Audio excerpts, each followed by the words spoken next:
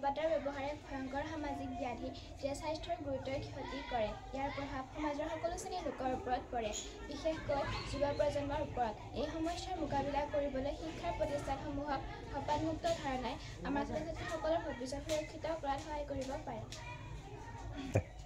ধপাত ব্যৱহাৰৰ ফলত বহুতো ৰোগ হ'ব পাৰে, যেনে কেঞ্চাৰ, হৃদৰোগ আৰু শ্বাস-প্ৰশ্বাসজনিত ৰোগ। ইয়াৰ উপৰিও ধপাতত থকা নিকোটিনে আসক্তি বৃদ্ধি কৰে, যাৰ ফলত এজন ব্যক্তিয়ে ইয়াৰ ওপৰত নিৰ্ভৰশীল হৈ পৰে।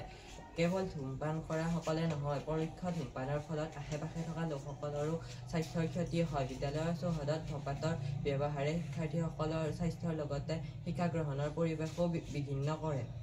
বিদ্যালয় হৈছে জ্ঞান আৰু চৰিত্ৰৰ গঠনৰ কেন্দ্ৰ। ইয়াত শিক্ষাৰ্থীসকলে সুস্থ আৰু নিৰাপদ পৰিৱেশত অধ্যয়ন কৰিব পাৰিব লাগে। ধপাতৰ পৰা হ'ব পৰা নানা ধৰণৰ সমস্যাৰ সম্পৰ্কে সজাগতা সভা আৰু বিদ্যালয়ক কঠোৰ নীতি-নিয়মৰ মাজেৰে বিদ্যালয়ক ধপাত মুক্ত কৰিব পাৰি।